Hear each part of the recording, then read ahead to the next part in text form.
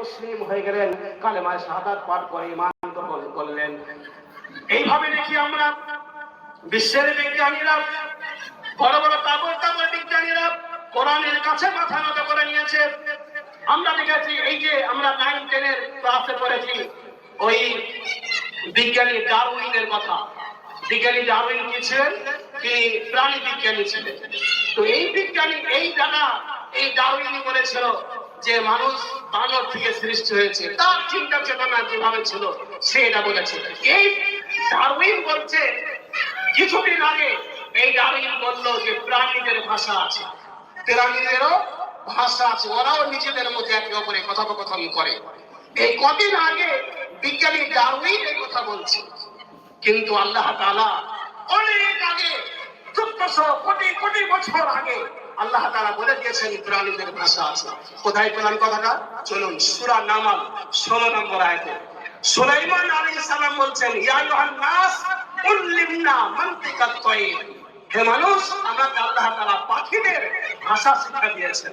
তার মানে কোটি বছর আগে কোরআন বলে দিয়েছে পাখিদের ভাষা আছে, প্রাণীদের ভাষা আছে। আর বিজ্ঞানী ডারউইন এই গত কয়েক বছর আগে সে বলছে প্রাণীদের ভাষা আছে। তো বিজ্ঞানীরা কোরআনের কাছে মাথা নত করতে বাধ্য হয়ে গেছে। আরেকটা চলুন, আজকে তো আমরা কোরআন পড়ি না, মুসলমানদের কোরআন পড়তে ভালো লাগে না। তারা ফেসবুক, টুইটার, হোয়াটসঅ্যাপ নিয়ে এতটাই ব্যস্ত। রমজান মাস চলে গেল, একদিন কোরআন খোলার সময় হলো না। হতভাগা একটা জাতি। মুহাম্মদ সাল্লাল্লাহু আলাইহি ওয়াসাল্লামের মতো একজন লিডার পেলাম, একজন নেতা পেলাম, আদর্শ পুরুষ পেলাম, নিজের আদর্শ তৈরি করতে পারলাম না। কোরআনের মতো একটা গ্রন্থ পেলাম, অথচ কোরআন পড়ার সুযোগ পেলাম না। 2010 সালের আগেই ইউনাইটেড স্টেট অফ আমেরিকাতে প্রায় 10,000-এরও বেশি কোরআন গবেষণা সেন্টার করেছিল ইহুদি এবং খ্রিস্টানরা। তারা কোরআনের কাছ থেকে মাল গ্রহণ করেছে। আমরা মুসলমানরা কোরআন খোলার সময় নাই। যখন আফগানিস্তানের সাথে রাশিয়ার যুদ্ধ হয়, সমকালে আফগানিস্তান ছোট্ট একটা দেশ, সেই সময় বিশ্বের সেরা শক্তি রাশিয়া তাকে পরাজিত করলো, তাকে হারিয়ে দিল। এইদিকে আমেরিকা ভাবলো রাশিয়ার মতো শক্তিকে আফগানিস্তানের মতো ছোট্ট দেশ আগে দিচ্ছে, একবার আমি চেষ্টা করে দেখি। আমেরিকা এগিয়ে আসলো। আমেরিকা সমতলে দেখছে এও হেরে যাচ্ছে, পারছে না। তখন ভাবলো যে না, এইভাবে হবে না, ওপর থেকে ফেলতে হবে। তো ওপর থেকে ফেলতে হবে। ওপর থেকে যখন বোমা ফেলতে শুরু করলো, তখন এই আফগানিস্তানের সৈন্যরা আর পেরে উঠতে পারছে না, হেরে যাচ্ছে।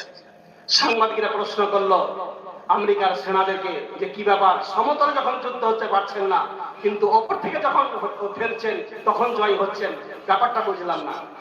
সে সময় আমেরিকার বিজ্ঞানীরা আর আমেরিকার সেনারা বলেছিল, আমরা এই ধারণা পেয়েছি সূরা ফিল থেকে। সূরা ফিলে আল্লাহ তাআলা বলেছেন, আলাম তারা কাইফা ফাআলা রাব্বুকা বিআসহাবিল ফিল আলাম ইয়াজআল কাইদাহুম ফি তাওলিল ওয়া আরসালা আলাইহিম তায়রান আবাবিল। আব্রাহা বাদশা যখন কাবা শরীফকে ধ্বংস করার জন্য তার সেনাবাহিনী, হস্তি বাহিনী এসে আসলো, তখন কাবার দায়িত্বে ছিল আব্দুল মুত্তালিব।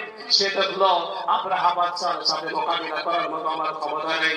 সে কাবা শরীফের দরজা ধরে, কাবা শরীফের শিকলি ধরে বাজিয়ে দিয়ে, বারবার বাজিয়ে শিকলি তুলে দিয়ে আল্লাহ তাআলাকে বলল, হে কাবার রব, তুমি কাবাকে রক্ষা করো। এই আব্রাহার সাথে লড়াই করার মতো আমাদের ক্ষমতা নেই। আমরা মক্কার কুরাইশরা আব্রাহার সাথে করতে পারবো না, ওকে তুমি তোমার ঘর রক্ষা করো। এই আব্দুল মুত্তালিব সে মক্কা কাবা শরীফ ছেড়ে দিয়ে দূর জায়গায় একটা পাহাড়ের পাদদেশে, পাহাড়ের আড়ালে গিয়ে আশ্রয় গ্রহণ করলো। যে আল্লাহ বললেন, ঠিক আছে আব্দুল মুত্তালিব চলে যাও। এইদিকে আব্রাহা বাদশা হস্তি বাহিনী নিয়ে, হাতি নিয়ে, সেই সময়ে সেনা নিয়ে কাবার দিকে এগিয়ে আসছে। আল্লাহ তাআলা বললেন, ওয়াসালা আলাইহিম তায়রান আবাবিল, আমি ঝাঁকে ঝাঁকে পাখি পাঠালাম, তারমিহিম বিহিজারাতিন মিন সিজ্জিল। ওই পাখিগুলো ছোট্ট ছোট্ট পাথর এই হাতিওয়ালাদের উপরে নিক্ষেপ করতে শুরু করলো।